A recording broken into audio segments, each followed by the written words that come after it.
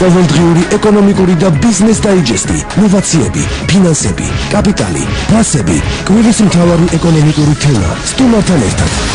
ეკონომიქსი, რადიო იმედიც პირდაპირ ეთერში. ახალი პრემიერის ახალი ინიციატივები გიორგი კვირიკაშვილი ბიზნეს ეკონომიკური განვითარების 4 პუნქტიან გეგმას თავაზობს. როგორ იქნება ხელისუფლების ეკონომიკური პოლიტიკა, ვინ მოიგებს მოგების გადასახადის გაუქმებით და როდის და როგორ მოხდება ეკონომიკური დანაშაულის დეკრიმინალიზაცია. კვირის მთავარი ეკონომიკური თემით პირდაპირ ეთერშია გადაცემა ეკონომიქსის სტუდიაში ჟურნალისტი ირმა ებრალიძე მუშაობს. კიდევ ერთხელ მოგესალმებით. პრემიერ-მინისტრმა ბიზნესმენებს ახალი ინიციატივები პირადად გააცნო. კვირის დასაწყისში გიორგი კვირიკაშვილმა 20-მდე ბიზნეს ასოციაციის წარმომადგენელს იმთავროს პრიორიტეტებზე საუბრა, რომლებზეც მთავრობა უახლოეს მომავალში დროში გაწერილ სამოქმედო გეგმას წარადგენს. მოგების გადასახადისგან გათავისუფლება და მხოლოდ განაწილებული მოგების დაბეჭდვა, ეკონომიკური დანაშაულის დეკრიმინალიზაცია და მთელი მთავრობისთვის ერთიანი ეგრეთ წოდებული ფრონტ ოფისის შექმნა. როგორ შეხვდა ბიზნესი აღნიშნულ ინიციატივებს, რა შეკითხვები აქვთ მათ მთავრობასთან და უახლოეს მომავალში რომელი პრობლემის მოგვარებას ითხოვენ. დღეს სტუდიაში ჩვენი გადაცემის სტუმარია საქართველოს ბიზნესმენთა ასოციაციის აღმასრულებელი დირექტორი ირაკლი ასლანიშვილი, ტელეფონით კი რამდენიმე წამში ბიზნეს ომბუდსმენი გიორგი გახარია ჩაგვერთვება. ერთად შევაფასოთ ეკონომიკური მოვლენები. სტუმარი ეკონომიქსში. მოგესალმებით პირველ რიგში და ძალიან დიდი მადლობა სტუდიაში მობრძანებისთვის, მაგრამ ვისარგებლებ შემთხვევით და ბატონ გიორგის დავუსვამ პირველ შეკითხვას, რომელიც სატელეფონო ხაზია. ბატონ გიორგი, გამარჯობათ. გამარჯობათ, მოგესალმებით თქვენელებს და ირაკლი. ძალიან დიდი მადლობა, რომ მონაწილეობთ გადაცემაში. ახალმა პრემიერმა ახალი ინიციატივები შესთავაზა ბიზნეს კვირის დასაწყისში, საუბარია 4 უმთავრეს პრიორიტეტზე. შეიძლება ითქვას, რომ ეს არც თლად ახალია, გულისხმობ მოგების გადასახადს, იმიტომ რომ ამაზე უკვე დიდი ხანია მიმდინარეობს საუბარი, რომ ეს ეგრეთ წოდებულ ესტონურ მოდელს განიხილავენ, მაგრამ მაინც პაკეტი, რომელზედაც არის საუბარი, როდის იქნება მზად, როდის უნდა შევიდეს პარლამენტში და რაც თავარია არ დაკონკრეტებულა ეკონომიკური დანაშაულის დეკრიმინალიზაცია, როდის და როგორ მოხდება. მე ყველანი ხვდებით, რომ მოგების ნაწილიც და ასევე დეკრიმინალიზაციის ნაწილიც ეს არის რაღაც მსხვილი თემები და აბსოლუტურად პოლიტიკური გადაწყვეტილებები. დიახ, პირველ რიგში პოლიტიკური გადაწყვეტილება. შესაბამისად, ამ ძირითადი მესეჯი რაც გვაქვს, რომ ყველა ადამიანს აქტიურად მუშაობთ, რომ მოსამზადებელი ეტაპი ამ ორი გადაწყვეტილების განხორციელების შეიძლება მალე იყოს. ზუსტად როდის დაიწყება ამ თემების იმპლემენტაცია, დამოკიდებულია ტექნიკურ ნაწილში, რაც თუმარი დავამთავრებ, რომელსაც იმპლემენტაციის ეტაპი გქონდა. ამიტომ ეს შემდეგი პროცესი ალბათ ნახევარი ორზე დაიწყება იმისთვის, რომ უკვე იმპლემენტაციის ეტაპზე კონკრეტულად ვისაუბროთ. ანუ შეიძლება ამ ეტაპზე ითქვას, რომ ყველა პრინციპულ საკითხზე ამ კუთხიდან გამომდინარე ბიზნესთან მიღწეულია შეთანხმება. არა, შეთანხმება მიღწეულია კონცეპტუალურად. რომ მივიდათ ამ მიმართულებით, ტექნიკის დონეზე ალბათ სამუშაო იქნება კიდევ ბევრი და იქ შეიძლება იყოს გარკვეული ნიუანსები, სადაც ბიზნესთან კონსულტაციას ექნება ძალზე მნიშვნელოვანი ფაქტორი იქნება ეს, მაგრამ ეს უკვე არის ტექნიკის დონე, ხო? კონცეპტუალურ დონეზე გაწყვეტილი პროფესიონალური. და კიდევ ერთი ამ შეხვედრაზე, რომელიც დახურულ კარწმიხმა გაიმართა, იყო გარკვეული პრეტენზიები ბიზნესის მხრიდან დასმული, მათ შორის საგადასახადო შემოწმებებთან დაკავშირებით მოითხოვეს, რომ არ უნდა მოხდეს ინკასოს დადება და ანგარიშების გაყიდვა. თქვენთვის ალბათ ეს თემა ახალი არ არის და ცნობილია ამის შესახებ. მთავრობის პოზიცია ამასთან დაკავშირებით როგორია? შესაძლებელია, რომ მსგავსი რამ განიხილოს ფინანსთა სამინისტრო? ნუ, ახლა ეგრეთ თქვენ ასოციაციად აღნიშნეთ, რომ ჩვენთვის ეს პრობლემა ცნობილია, იგი ოპერატიულ დონეზე პრობლემა თქმა უნდა არსებობს, მაგრამ ის მწვავედ არ გასაგებია, რომ ყველა ჩვენ არ გქონია შემთხვევა, როდესაც ჩვენთან მომართულ პირობებში ჩვენ ხარდახისთან ინკასოს პრობლემა არ გადაგვეცეს იყოს. აი ასეთი კეისი ბოლო პერიოდში ორი განმავლობაში არ არსებობს. თქმა უნდა არის საკანონმდებლო დონე, სადაც შესაძლებელია განხორციელების შეტანა, რომ უკვე ჩვენი ჩარევა არ იყოს საჭირო და ინსტიტუციონალურად ხდებოდეს ეს პრობლემები. ეს ყველაფერი კიდევ ერთი მსხვილი თემაა, რომელზეც ასევე ბატონმა პრემიერმა ყურადღება გაამახვილა, ეს არის საგადასახადო ადმინისტრირების გამარტივების. რაში ჩვენ აქტიურად ვართ ჩართული და საგადასახადო ადმინისტრირების გამარტივების და ზოგ შემთხვევაში გამკაცრების მიმართულებით აუცილებლად მოტავდეთ, რომ ეს ერთი მასტიმულირებელი ფაქტორი იქნება ეკონომიკის განვითარებაში. გასაგებია, რაც შეეხება შეხვედრას, ზოგადად ასეთი ტიპის შეხვედრები არაერთი გვინახავს ჩვენ ბოლო 3 წლის განმავლობაში, მას შემდეგ რა თქვენ ბიზნეს ომბუდსმენი ხარ. მაგალითად თემურ ჭყონია აცხადებს, რომ დღეს განაცხადა, რომ ეს ასეთ შეხვედრებს არ ემხრობა და იქ მხოლოდ ერთმანეთს ვეპრანჭებით, ასეთია მისი პოზიცია. მე მაინტერესებს ასეთი ტიპის შეხვედრები, როდესაც ბიზნესმენებს ხვდებით, ასევე პრემიერი ხვდებოდა და შეხვდება ალბათ მომავალში. შედეგის მომტანი არის თუ არა, თუ ეს არის როგორც ყოველთვის ამბობენ შეხვედრისთვის. ვიღაცის შეიძლება იყოს შეხვედრისთვის, ვიღაცისთვის შეიძლება იყოს დაფრანჭის ფორმატი, მაგრამ ირაკ იყავს ბიზნესის ქართული ყველაზე მსხვილი ბიზნესების წარმომადგენელი, ასოციაციის ხელმძღვანელი, სტუდიაში და კითხეთ მას. აუცილებლად გითხავთ. ამ შეკითხვაზე პასუხი, რომ თუნდაც მხოლოდ იმისთვის, რომ ქვეყნის უმაღლესი დონის გადაწყვეტილების მიმდევრ პირებს ფსიქოლოგიის დონეზე ჰქონდეთ შეგრძნობა, რას ფიქრობს და როგორ გრძნობს თავს ბიზნესი, თუნდაც აი ამ პროგრამა მინიმუმის შესაძლებლად არ შეხვედრები აუცილებელია. და კიდევ ერთი საპოლიციო გამოსახლებასთან დაკავშირებით თავარი პრეტენზია აქვს ბიზნესმენებს ამ კუთხით. კანონი უკვე მიღებულია და ამოქმედებულია, შესაძლებელია თუ არა შევიდეს გარკვეული ცვლილება ან თავიდან დაიწეროს და ამ შემთხვევაში იყოს მთავრობა ინიციატორი, იმიტომ რომ ეს პარლამენტის ინიციატივა იყო თავის დროზე როცა გავიდა. ჩვენ თავიდან საფრთხე პოზიცია ჰქონდა ამ საკანონმდებლო ცვლილებასთან დაკავშირებით. ვთქვით, რომ ის კოოპერატივის შედეგი მომტანი იქნება ამ ეტაპზე ქვეყნის ეკონომიკისთვის. მთავრობას ჰქონდა თუ თქვენ ჰქონდათ უშუალოდ? როგორ? მთავრობას ჰქონდა ეს პოზიცია თუ თქვენ ჰქონდათ? არა, ჩვენ ჰქონდა როგორც ბიზნეს ომბუდსმენის. აჰა, გასაგებია. პერსონალურად არ ხდება ფიქსირება. დღეს როდესაც ეს კანონი მიღებულია, ჩვენთვის მინიმუმ პროგრამა არის ის, რომ მის იმპლემენტაციის ზონეზე აქ სასამართლო ინსტიტუტია ჩარეული, ასევე არის სასულების ეროვნული ბიუროს ფუნქციები, სამეცნიერო ვეცდებით, რომ ყველანაირად თქვათ ასულების სივრცეში რომ ბიზნეს პრობლემები არ შეექმნა.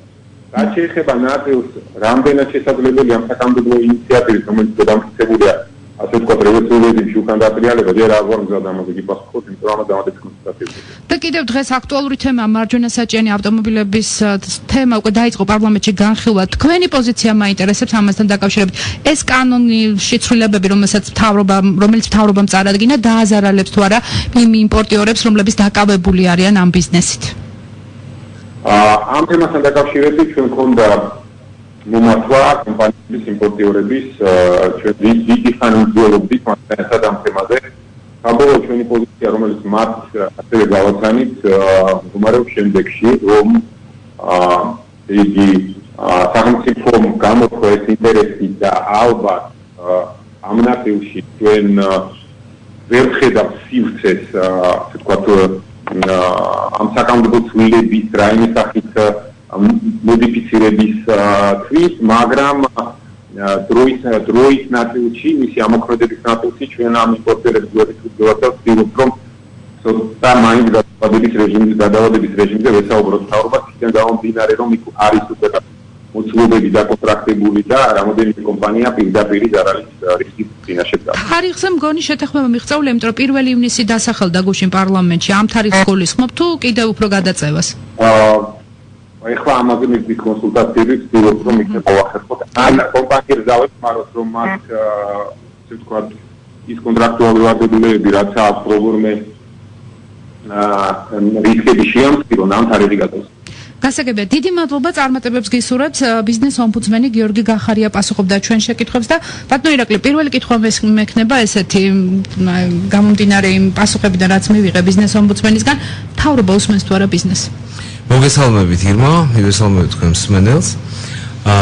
სანამ უშუალოდ კითხვაზე გიპასუხებდით, მე არ შემიძლია რომ თქვენ სტუმარს არ მივესალმო, ასევე აღვნიშნო მისი ძალიან მნიშვნელოვანი როლი ბიზნესთან კომუნიკაციის ნაწილში, ის დროული რეაგირება, რომელიც ამ პერიოდის განმავლობაში მას ყოველთვის ჰქონდა, მას და მის გუნდს, იმ პრობლემატიკის გადაჭრაში, რომელიც თქვათ ყოველდღიურ პროცედურულ ოპერაციას კარგად ასრულებს. ნამდვილად კი და მე ძალიან დიდი იმედი მაქვს, რომ ესეთი კარგი ნაყოფიერი კოოპერაციის შედეგი გვექნება და უფრო ეფექტური იქნება ჩვენი თანამშრომლობა. რაც შეეხება გულისხმობს თუ არა მთავრობა და ითვალისწინებს თუ არა ბიზნესის მოთხოვნებს, საჭიროებებს ამას ხადად უპასუხა პრემიერთან გამართულმა შეხვედრა, რომელიც სულ რამოდენიმე დღის წინ შედგა, სადაც ჩვენ ვიყავით წარმოდგენილები, ასევე ჩვენს გარდა საქართველოს ბიზნეს ასოციაციის გარდა წარმოდგენილი იყო დარგობრივი ასოციაციები, ესე ძალიან მნიშვნელოვანია, რომ იყო თითქმის ყველა დარგი წარმოდგენილი, რომელიც სხვადასხვა მიმართულებით მუშაობს ბაზარზე და პრემიერმა შეხვედრა გახსნა ბიზნესის როლის მნიშვნელობის ხაზგასმით, რომელიც თქვა ამაზე საუბრობს ყველა ხელისუფლება ყოველთვის. თავარია შედეგი რა არის? შედეგს რაც შეეხება, შედეგი აუცილებლად დადგება, ამაში ჩვენ ღრმად ვარ დარწმუნებული, ვინაიდან ეს ინიციატივები, რომელიც ახლა გააჟღერა პრემიერმა, სხვა ინიციატივებთან ერთად, მაგრამ მე გამოვყოფდი კონკრეტულად ბიზნეს გარემოს გაუმჯობესებისთვის გადადგმულ ინიციატივებს, რომელიც ძალიან მნიშვნელოვანია. ვფიქრობთ, რომ ის ვადები, რომელიც დასახელდა თქვენმა სტუმარმა ბატონ გიორგიმ ისაუბრა, რომ უკვე მიდის აქტიური მუშაობა და რამდენიმე პერიოდში 2 თვე მაქსიმუმ. ეს არ არის ასე ვთქვათ დიდი პერიოდი, საკმაოდ დიდი შრომატევადი სამუშაო ამ ნაწილში გაწეულია, ანუ სამუშაო ჯგუფი არსებობდა ამ ნაწილში, რომელიც მუშაობდა საგადასახადო კოდექსის და ზოგადად საგადასახადო ლიბერალიზაციის სრულყოფის თვალსაზრისით. ვფიქრობთ, რომ კონკრეტულ შედეგებს აუცილებლად ჩვენ ვნახავთ. თუმცა კიდევ მინდა დავუბრუნდო ამ შეხვედრაზე გაჟღერებულ ინიციატივებს, აქ უნდა გამოვყოთ, რამდენად სწორია მთავრობის მეთაურის ხედვა ამ ნაწილში, რამდენად თანმიმდევრულია, აბსოლუტურად ის გზავნილები, რომელიც ბატონმა პრემიერმა გააჟღერა, პრობლემატურია დღეს და ამაზე ყველა მხარე ვთანხმდებით, როგორც ხელისუფლება, ასევე ბიზნესი, რომ ამ ნაწილში დაჩქარებული ტემპით ძალიან მნიშვნელოვანი სამუშაოა ჩასატარებელი, ერთის მხრივ რომ უზრუნველყოთ დღევანდელი ეკონომიკური ზრდის მაჩვენებლების შენარჩუნება და უფრო მეტიც, რომ ვიცით, რომ რეგიონში შექმნილი მდგომარეობიდან გამომდინარე და იმ პროცესებიდან, რომელსაც ჩვენ ყველა ერთად ვაკვირდებით, იგივე თურქეთის, აზერბაიჯანის მდგომარეობიდან გამომდინარე და ძირითადად რუსეთის ფაქტორის გათვალისწინებით პლუს იმ დევალვაციის პირობებში და ძირითადად ჩვენ სავაჭრო პარტნიორებში ხდება ეს ყველაფერი და ჩვენ ბუნებრივ ვერ ვიქნებით ამოგლეჟილი ამ კონტექსტიდან. ესეთი ტიპის ინიციატივების დროში დაჩქარებულად იმპლემენტაცია არის ძალიან მნიშვნელოვანი, რომ ჩვენ გვქონდეს კონკრეტული შედეგი. შეიძლება ითქვას, რომ ეს არ არის ახალი ინიციატივა, ეს არის ახალი ძველი, კარგად დავიწყებული, როგორც ამბობ, იმიტომ რომ ამაზე საუბარი დიდი ხნის წინ დაიწყო და სხვათა შორის კვირიკაშვილმა თქვა პარლამენტში, როდესაც მას შეხვედრა ჰქონდა პარლამენტის წევრებთან. მას შემდეგ გავიდა 1 წელზე მეტი თუ არ ვცდები, ზუსტად რო არ მახსოვს. ამ პერიოდის განმავლობაში რატო დაიღეს დაუშვათ ამ საკითხთან დაკავშირებით ტაიმაუტი, მიმდინარეობდა მუშაობა და საზოგადოების არ იყო ცნობილი თუ რაღაც პრინციპებში ვერ შეთანხმდით ბიზნესი და მთავრობა და ეხლა რა მოდელზეა საუბარი ეს რომ განვმარტოთ საზოგადოებას? პირველ რიგში გამოვყოთ ეს მნიშვნელოვანი რეფორმა, რაც არის ესტონური მოდელი, რომელიც ითვალისწინებს გაუნაწილებელი მოგების განთავისუფლებას გადასახადისგან და განაწილებული მოგების დაბეგვრას. ეს არ არის ასე ვთქვათ მარტივი რეფორმა, რომელსაც კონსულტაციები არ ჭირდება. აქ უნდა ხაზი გაუსვათ, რომ 1 წლის წინ დაწყებული მოლაპარაკებები, კომუნიკაცია, პირველი მესიჯები ბიზნესთან ადრეც იყო. ჩვენ ვიყავით ამ რეფორმის საქმის გულში, უფრო მეტიც ეს ასე ვთქვათ იდეა და ამ რეფორმის განხორციელების საჭიროება ერთ-ერთი პირველი ინიციატივა იყო, რომელიც ასოციაციამ დააყენა დაახლოებით 2014 წლის დასაწყისში და შემდეგ მიდიოდა მუდმივი მუშაობა და კონსულტაცია ფინანსთა სამინისტროს წარმომადგენლებთან.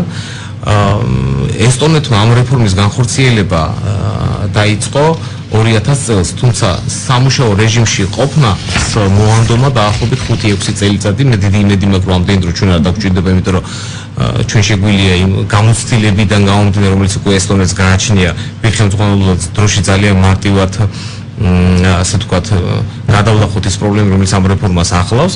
უნდა აღვნიშნოთ, რომ ეს არ არის ნამდვილად ადვილი რეფორმა, საჭიროებს ძალიან ბევრ ცვლილებებს, პირველ რიგში საგადასახადო კოდექსში, სხვა ნორმატიულ აქტებში, იმიტომ რომ დაკავშირებულია ძალიან ბევრი კანონმდებლობა ურთიერთობასთან. მაგრამ პრინციპი რო ახსნათ მარტივად, ანუ გაუნაწილებელი მოგება, გათავისუფლება, გადასახადი, რას ნიშნავს ეს გაუნაწილებელი? რეინვესტირებაა ეს? კი, ანუ თუ კომპანია გადაწყვეტს, რომ დროის გარკვეულ მონაკვეთში აკუმულირებული მოგება, რომელსაც კომპანია თავისი ოპერაციული კი ბატონო ჩააბრუნოს ისე კომპანიის ის ასილარი მთლიანად, ხო, აპირობითად 80 ლარი ჩააბრუნოს კომპანიაში, ის აბსოლუტურად განთავისუფლებული იქნება. ხო, და განაწილოს 20 ლარი, იმ 20 ლარზე იქნება შესაბამისი გადასახადი, რომელიც უკვე გადაირიცხება სახელმწიფო ბიუჯეტში და შესაბამისად ეს მისცემს კომპანიას იმის საშუალებას, რომ მეტად გაზარდოს და მოახდინოს თავისი კომპანიის მაქსიმალური კაპიტალიზაცია. აქ მნიშვნელობა არის ის, რომ დღესაც დღევანდელ საგაზო კოდში ხა ძალიან სიღრმეებში ალბათ არ იქნება სწორი რომ შევიდეთ, იმიტომ რომ ამაზე საუბარი ასე ვთქვათ კომპეტენტურმა ორგანოებმა უნდა დადონ კონკრეტული სამოქმედო გეგმა, მაგრამ დღესაც გარკვეული ვთქვათ ხარჯები, რომელსაც კომპანია წევს თავისი ოპერაციული საქმიანობისთვის, აღიარებულია ხარჯი და შესაბამისად ასე ვთქვათ იმის გათვალისწინებას ხდება შემოწმების პერიოდში. აღიარებულია ხარჯი ამ თუმცა იქ არის, რა თქმა უნდა, იქ არის გარკვეული ასე ვთქვათ სადაო მუხლები, რომელიც კოდექსიდან გამომდინარეობს და არის ვთქვათ გარკვეული ასე ვთქვათ შეფერხებები შემოწმების პერიოდში, სადაც კომპანიას ძალიან ვთქვათ დიდი შრომის ფასად უჯდება აი ამ გაწეული ხარჯების დადასტურება და არგუმენტაცია შესაბამისი კომპეტენტური ორგანოების, ანუ ადმინისტრირების ტვირთი, აი ეს არის ძალიან მნიშვნელოვანი ამ რეფორმაში. მნიშვნელოვნად შეუმსუბუქებად კომპანიებს და ეს კარგი არის ის, რომ აქ საუბარი გვაქვს აბსოლუტურად ყველა კომპანიაზე, როგორც საშუალოზე, სწორზე საშუალოზე მსხვილ კომპანიაზე, რომელიც ოპერირებენ, არიან ასე ვთქვათ ორიენტირებული ბიზნესის განვითარებას და ეს არის მნიშვნელოვანი. აქვე გამოყოფთ მნიშვნელოვანი ელემენტი. შეიძლება გადაცემის მეორე ნაწილში ვისაუბროთ, ეხლა რეკლამის დროა, ჩვენს რამდენიმე წუთში დავრუნდებით პირდაპირ ეთერში. კვირის მთავარი ეკონომიკური თემა სტუმართან ერთად. გახსენებთ, რომ ეთერში გადაცემა ეკონომიქსის სტუდიაში ჟურნალისტი ირმა ებრალიძე მუშაობს, ჩვენი გადაცემის სტუმარია საქართველოს ბიზნეს ასოციაციის აღმასრულებელი დირექტორი ირაკლი ასლანიშვილი და ჩვენ საუბრობთ იმ ინიციატივებზე, რომელიც პრემიერმა კვირის დასაწყისში გაასაჯაროვა. აქვე გეტყვით ჩვენი სტუდიის ტელეფონის ნომრებს 292 11 92 292 11 99 თუ უშუალოდ ამ კონკრეტულ საკითხთან დაკავშირებით გაქვთ შეკითხვა და აგვირეკეთ ან გამოთქვით თქვენი მოსაზრება. ბატონო ირაკლი, თქვენ საუბრობდით მოგების გადასახადზე, რაღაც კონკრეტულ პრინციპზე გავაგრძელოთ ეს თემა, რომ მე სხვა საკითხებზე გადავიდეთ. გულისხმობდი, რომ რეფორმის ჩატარების პროცესში ძალიან მნიშვნელოვანია აბსოლუტურად ყველა კომპონენტი იყოს შესწავლილი თანმიმდევრულად და ანალიზი იყოს ჩატარებული სრულყოფილად. ესტონეთის მაგალითი ჩვენ გვაძლევს იმის საშუალებას და ეს უკვე ასე ვთქვათ წარმატებული ისტორია, რომელიც ესტონეთს გააჩნია. ამ რეფორმის იმპლემენტაციის პროცესში უამრავი ცვლილება იქნა შეტანილი საგაზო კოდექსში, თუნდაც მოგების გადასახადის რეფორმის თვალსაზრისით და ძალიან ასე ვთქვათ მნიშვნელოვანი სამუშაო იყო გაწერილი. ერთ-ერთი მნიშვნელოვანი ელემენტი, რომელიც ასევე მნიშვნელოვნად გასათვალისწინებელი არის სახელმწიფოს შესაბამისი უწყებების, კერძოდ შემოსავლების სამსახურის თანამშრომლების, ამ შემთხვევაში აუდიტორების გადამზადება. მნიშვნელოვანია, რომ ის მიდგომა ანუ ამ ახალ მოდელზე გადაეწყო.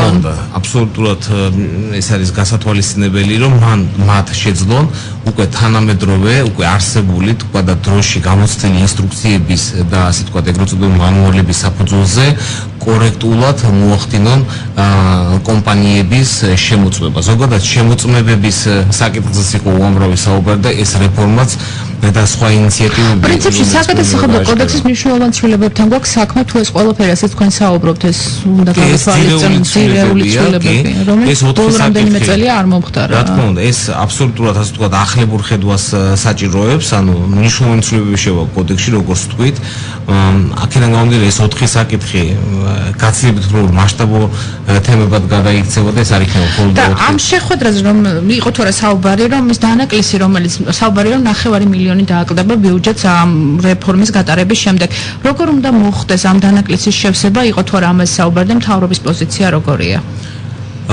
კი ბატონო, ამაზე დეტალურად არ ყოფილა საუბარი, თუმცა ამაზე საუბრობდნენ ფინანსის სამინისტროს წარმომადგენლები. ჩვენ ვიცით, რომ დღეს მდგომარეობით მოგების გადასახადის ასე ვთქვათ აკუმულირებული მოცულობა შეადგენს დაახლოებით მილიარდ ლარამდე მთლიანობაში, რომელიც არ არის ნამდვილად ასე ვთქვათ მცირე ციფრი, რა თქმა უნდა, მთლიანი ბიუჯეტის ნაწილში საკმაოდ შემოსავლებში მნიშვნელოვანი ადგილი უკავია, თუმცა ჩვენ უნდა ვთქვათ, რომ ეს არ იქნება სრულად ამ მოცულობის ასე ვთქვათ დანაკლისი და სიცარიელი, რომლის შევსებაც მოუწევს ხელისუფლებას სხვადასხვა საშუალებებით. აქ უნდა ვთქვათ ჩვენ, რომ ბიზნესის სპეციფიკიდან გამომდინარე და ბიზნეს ობიექტების ქცევიდან გამომდინარე ყველა ვერ მოახდენს და არ მოახდენს მთლიანად რეალიზებული მოგების ასე ვთქვათ ჩაბრუნებას კომპანიაში. სწორედ აქედან მომდინარეობს ეს გათვლა, რომ დაახლოებით 9 ალბათ გაიტანს და შესაბამისად მოხდება ამ გადასახადით დაბეჭდა. რაც შეეხება დარჩენილ ასე ვთქვათ მოცულობას, რომელიც იქნება დასაბალანსებელი, სწორედ აქედან გამომდინარე დაიწყო ფინანსის სამინისტრომ კონსულტაციები დონორ ორგანიზაციებთან და ეს პროცესი მანამდეც დაიწყო და ეს თქვენი კითხვის პასუხად გცემთ კითხვის პასუხად მინდა გაგცეთ, რომ ეს შარშანას დაიწყო ამაზე კონსულტაციები და ეს არ არის ასე ვთქვათ ადვილი პროცესი დონორებთან ურთიერთობა, რომელიც ძალიან ასე ვთქვათ დროში გაწერილი პროცედურებიდან შესაძლებელია ამის დაბალანსება, მაგრამ აქ უნდა აღვნიშნოთ საშუალო ვადიან პერიოდში ეს დანაკლისი შეივსება აუცილებლად DGG-ს დასაბეჭდი ბაზა გაიზრდება, ვინაიდან კომპანიები განავითარებენ თავიანთ აქტივობას, ეკონომიკა გაიზრდება და ეკონომიკური ზრდის პირობებში ეს ბალანსი იქნება დაცული. ერთი კიდე საინტერესო თემა, ეკონომიკური დანაშაულის დეკრიმინალიზაცია, ანუ მსმენელისთვის მინდა განმარტება გავაკეთო, დანაშაული, ეკონომიკური დანაშაული წინასწარი პატიმრობით აღარ დაიჟება, ამაზეა ხო საუბარი? ეს არ არის დავშვა ახალი თემა, ამაზე ადრეც საუბრობდნენ, კონკრეტულ ვადებს არ ასახელებენ.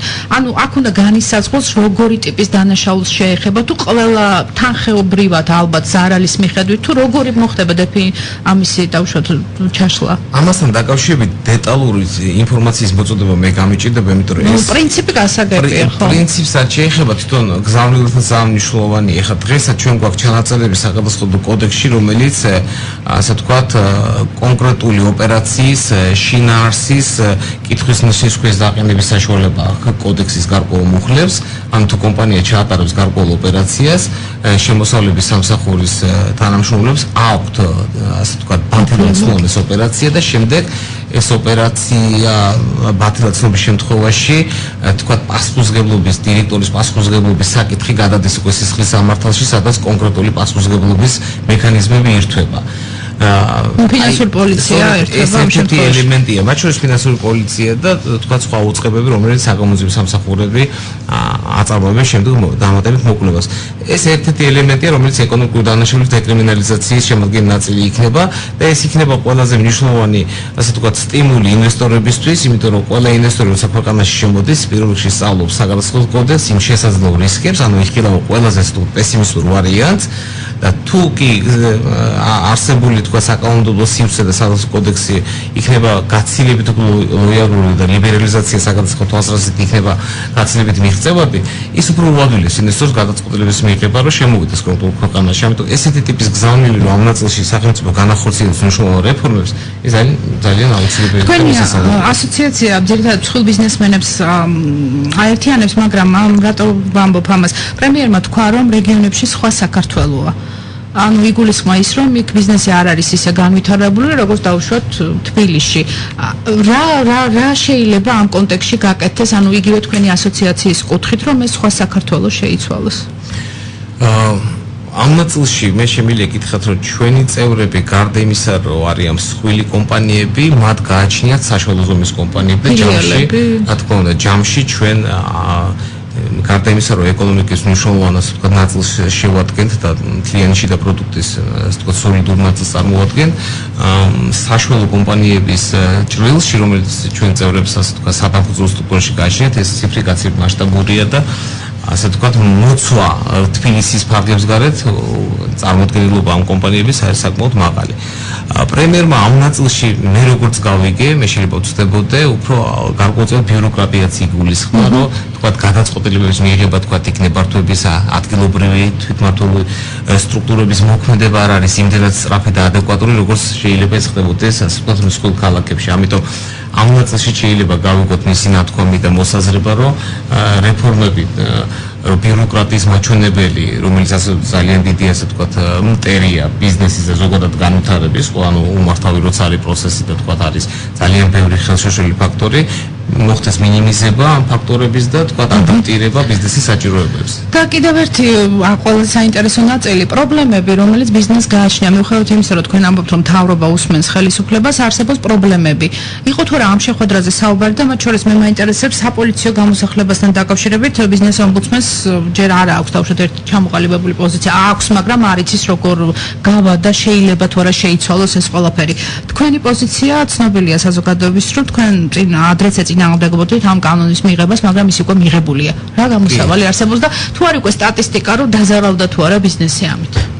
თქვენ სავსებით სწორად აღნიშნეთ, რომ ჩვენ წინააღმდეგი ვიყავით, ვართ და ვიქნებით ამ კანონის, რომელიც ძალაში შევიდა და ძალიან სერიოზული არგუმენტები ჰქონდა ჩვენ საწინააღმდეგოდ ამ კანონ პროექტის კანონისისა და არაერთი შეხვედრა გავუმართეთ, მათ შორის ვთხოვეთ კიდევაც პრეზიდენტის ადმინისტრაციას ვეტოს უფლება და ამ ეტაპამდე ჩვენ ძალიან ინტენსიური კომუნიკაცია გქონდა აბსოლუტურად ყველა უწყებასთან, მათ შორის ბატონ გიორგი გახარიასთან, რომელმაც დაადასტურა და ჩვენთვის მისი პოზიცია აბსოლუტურად ცნობილი იყო, ისიც ეწინააღმდეგობა ამ კანონის მიღებას, თუმცა მაინც პარლამენტმა მიიღო და ეს აბსოლუტურად პოლიტიკური გადაწყვეტილებაა და პოლიტიკური პასუხისმგებლობა ასეთ გადაწყვეტილებაზე ბუნებრივია ეკისრება გადაწყვეტილებას მიიღებ ორგანოს. მაგრამ თუმცა ჩვენ არ ვჩერდებით ამ ნაწილში, ჩვენ დავაყენეთ ეს პრობლემა ახალ პრემიერთან. რამოდენიმე ვარიანტს ვიხილავთ. ერთი რომ შესაძლებელია რომ ალტერნატიული აღსრულების მექანიზმები თვითონ მთავრობამ შესთავაზოს პარლამენტს სამსჯელოდ, რომ პარლამენტმა მიიღოს ალტერნატიული კანონი, იმიტომ რომ ჩვენ არ გამოვრიცხავთ ეს კანონი. თავარი პრინციპის შესვლას ითხოვთ, ამიტომ შესაბამისად კანონი თავიდან უნდა დაიწეროს, ხო? კანონი აბსოლუტურად თავიდან უნდა დაიწეროს, იმიტომ რომ ჩვენ ამავდროულად მუშაობთ საკონსტიტუციო სარჩელზე, სადაც ჩვენ ვამზადებ და მუშაობთ უკვე ჩვენს ასე ვთქვათ კონსტიტუციონალისტთან, რომ მომზადოს შესაბამისად. ვის უფლებებს ლახავს ამ შემთხვევაში ეს? ეს კანონი ლახავს აბსოლუტურად ყველას უფლებას. ესე ვიტყვი, ლახავს თქვენს უფლებასა და ჩემს უფლებასაც, ანუ ეს რეალურად თქვენ კანონი, რომელიც უკვე მიღებულია, გიზღუდავთ თქვენს საკუთრებაზე რეალური სარგებლობის უფლებას. თუ სასამართლო არ მიიღებს გადაწყვეტილებას. რა თქმა უნდა, ანუ ჩვენ ამ შემთხვევაში ქონების კანონიური მესაკუთრებით ჩავდეგით ისეთ რეჟიმში ამ კანონის მიღებით, რომ ჩვენ უნდა ვამტკიცოთ, რომ სამეწარმოო საჯარო რეესტრის ამონაწილედ კუთვნილი ქონება არის ჩვენი. და არა დაუშვათ იმან, ვისაც აქვს ამის პრობლემა. და არ უნდა ამტკიცოს იმას, ვისაც უკვე თქვა არანაირი სამართლებრივი უფლება არ გააჩნია კონკრეტულ ფარჩი ყოფნისა. ანუ აქ ძალიან ბევრი უხერხულობა წარმოიშვება და უკვე არის შემთხვევები სიმართლე რო გითხრათ, რომელიც უკვე ასე ვთქვათ ნაწილი შემთხვევებისა საჯარო გახდება, მე დარწმუნებული ვარ, რომ აღნიშნული კანონი თვითონ სახელმწიფოს შექმნის პრობლემას, იმიტომ რომ საპრივატიზაციო გეგმა 2016 წლის ბიუჯეტშიც არის საკმაოდ სოლიდური და ის გეგმის შესრულების ნაწილი ცოტა დრო არის ჯერ გასული და შესაბამისად არ არის ამისი ბავშვად გასულ წელს მიიღეს დეკემბერში. გასულ წლის ბოლოს იქნა მიღებული და ძალიან უცნაურად, იმიტომ რომ ყველა მიცოდა, რომ აი ასე თქვა დამატებით კონსულტაციებს ვითხოვდით, ჩვენ თავაზობდით, რომ რამე ალტერნატიულ ვარიანტზე ვიფიქროთ. ახლა თავიდანვე ისე იყო თქვა, შეფუთული ეს თქვა. და შეიძლება ითქვას გააპარეს კიდევაც, იმიტომ რომ მაშინ პრემიერ-მინისტრი გადადგა და ესეთი ხმაური იყო და ის გავიდა ეს კანონი, რომ მედიამაც კი ბოლოს შეიტყო. ესეთ შეფასებაც მივცეთ, რომ ესეც იყო. მიუხედავად იმისა, რომ ჩვენი არაერთგზის თხოვნა იყო, რომ ამ კანონის მიღება მნიშვნელოვან ზიანს მიაყენებდა არსებულ მესაკუთრეებს და გარდა ამისა და როგორია მთავრობის პოზიცია, ბიზნეს ომბუდსმენის პოზიცია გასაგებია, ეს არის ბიზნესიდან გამომდინარე, მაგრამ კვირიკაშვილმა თუ ისაუბრა ამაზე და თუ თქვა, რომ რაიმე გამონაკლისი შეიძლება დაუშვას ბიზნეს ინტერესებიდან გამომდინარე. ამ შემთხვევაში ალბათ სანამ რაიმე ალტერნატიულზე ჩვენ ვიფიქრებთ, ხო, აქ აუცილებელი იქნება, თქვა, არსებულ რეალობაში პროცესების ისეთი ეფექტური მართვა, რომ თქვა არ შეექმნას პრობლემა არც ბიზნესს და არც მოქალაქეს, იმიტომ რომ ეს როგორც გითხარით, აბსოლუტურად ყველას ეხება, როგორც კერძო პირებს, ასევე უკროს გამოსავალი აი აქ სასამართლოს ეფექტურობაზეა საუბარი, რამდენად დროში ადვილად შეძლებს თქვა დავების გადაწყვეტა. ვიცით, პარლამენტში თქვეს, რომ ჩვენ უქონდაო საუბარი და კონსულტაციაო და სამზადარიო სასამართლო, რომ მოკლევადაში განიხილოს ასეთი საკითხები. მიუხედავად იმისა, რომ კანონში ადმინისტრაციულია და არის ჩაკეტილი, თქვა, ჯამურად, ასე თქვა, დავის შემთხვევაში ეს პროცესი 3 თვის განმავლობაში უნდა დასრულდეს. ხო, არის მითითებული. ეს არის მითითებული, თუმცა უამრავ დანარჩენ კანონშიც არის ვადები მითითებული, მაგრამ პრაქტიკაში ჩვენ ვიცით, რომ არც ერთი ესე თქვა დავა არ დასრულებულა ამ პერიოდში და ეს დავა გრძელდება დაახლოებით წელიწად ნახევარ და უფრო მეტი. მიიღეთ დაპირება, რომ ამ კუთხითაც დაიწყება მუშაობა. ცოტა დრო რჩება და აუცილებლად უნდა გკითხოთ მარჯვენა საჭიენი ავტომობილების რეგისტრაციის აკრძალვაზე. ბიზნესი ამბობენ, რომ ბიზნესი სერიოზულად დაზარალდა. ეხლა საუბარი იმაზე, რომ ვადა გადაიწიოს 1 მარტის ნაცვლად ის იყოს 1 ივნისი. თქვენთან არიან თუ არა თქვენს ასოციაციაში მსგავსი ტიპის იმპორტიორები და თუ იცით მათი პრეტენზიების შესახებ და თქვენი პოზიცია როგორია? ეს მოაგვარებს დაუშვათ იმ პრობლემას ბიზნესის დაზარალების ხარჯზე, რაზეც მთავრობა აპელირებს, რომ საგზაო უსაფრთხოება მოწესრიგდება. ჩვენს წევრებში ჩვენ ესეთ ტიპის ბიზნეს ერთეულები არ ყავს წარმოდგენილი, მაგრამ ეს იმას არ ნიშნავს, რომ თქვათ ჩვენ არ უნდა ვისაუბროთ ამ პრობლემაზე, რა თქმა უნდა კომუნიკაცია და თქვათ რაღაცა ერთიანი პოზიციის შეჯერება აუცილებელი იქნება. მე მესმის რომ სახელმწიფოსაც გააჩნია თავისი ინტერესი და ეს აუცილებლად უნდა იყოს გათვალისწინებულ პროცესში და უსაფრთხოების დაცვა და თქვათ სხვა ელემენტები არის მნიშვნელოვანი ელემენტები. მე ვფიქრობ რომ რაღაც გარკვეული გამოსავალი მოძებნილი იქნება იგივე გიორგიც საუბრობდა ამ საკითხებზე. მხოლოდ ვადის გადადებაზე. თუმცა ახლა პოლიტიკური გადაწყვეტილება საბოლოო ჯამში მაინც ხელისუფლების მისაღებია. იქ არის კიდე 9 წლით დაუშვათ 9 წლის ძველი მანქანის შეძენაზე გადასახადი აქციის გადასახადი მნიშვნელოვნად იზრდება და ამაზეც არის საუბარი, რომ ბაზარზე შეიძლება მონოპოლისტები გამოჩნდნენ. ამ ნაწილში ჩვენ ვიცით რომ ჩვენ მუშაობს ქვეყანაში თქვათ შესაბამისი კანონმდებლობა, რომელიც ამ ბაზარს ასეთი წარმოშობის შემთხვევაში დაარეგულირებს, ამიტომ მივენდოთ პროცესებს, ეს ახალი თემაა, ვნახოთ პროცესების განვითარება და შემდეგ უკვე შეგვიძლია უფრო სოფასოვანი და დაუბრუნდეთ ისევ რითაც დავიწყეთ, ანუ შეხვედრა, მსგავსი ტიპის შეხვედრები გაგრძელდება თუ არა პრემიერთან, რა თქვა მან და როდის ანამდე შეხვდებით კონსულტაციები იქნება ეს ცალკეულ რეჟიმებში თუ უშუალოდ პრემიერთან გაიმართება იგივე ფორმატით შეხვედრა? მე არ გამოვიცხავ რომ ძალიან ინტენსიური შეხვედრები გქონდეს უშუალოდ პრემიერთან, უკვე ფართო ასე ვთქვათ ორგანიზაციებთან შეიძლება წევრები იყვნენ წარმოდგენილები და ინდივიდუალური შეხვედრებიც გაიმართოს, ამის სრული მზაობა დაადასტურა პრემიერმა, თუმცა ასევე მნიშვნელოვანია რომ სამუშაო ჯგუფებში პასუხისმგებელ სტრუქტურებთან მოხდეს უკვე კონკრეტულად აი ამ გეგმების და სამოქმედო გეგმების გავლა. და შესაძლებელია რომ უკვე მომავალი წლიდან ამოქმედდეს ეს ცვლილება მოგების გადასახადს გულისხმობ. ანუ გაწეულია თუ არა ის მთავარი სამუშაო, რაც ჭირდება ამ ყველაფერს. თუ გავითვალისწინებთ რომ გარკვეული სამუშაოს ნაწილი მნიშვნელოვანი არის შესრულებული, ჩვენ წლის დასაწყისში ვიმყოფებით, საკმაოდ დიდი პერიოდია, რომ 2017 წლიდან ჩვენ უკვე ვიფიქროთ იმაზე, რომ ეს რეფორმა უკვე 17 წლიდან ამუშავდება. ძალიან დიდი მადლობა, წარმატებებს გისურვებთ. საქართველოს ბიზნეს ასოციაციის აღმასრულებელი დირექტორი ირაკლი ასლანიშვილი პასუხობდა ჩვენ შეკითხვებს. მომავალ ხუთშაბათს ამ სტუდიაში სხვა თემით და სხვა სტუმრებით დაბრუნდებით. მადლობთ ყურადღებისთვის. ყოველდღიური ეკონომიკური და ბიზნეს დაიჯესტი, ნოვაციები, ფინანსები, კაპიტალი, ნავთობის ფასები, მთავარი ეკონომიკური მოვლენებისა და თემების განხილვა. ეკონომიქსი, რადიო იმედის პირდაპირ ეთერში, ირმა ებრალიძესთან ერთად.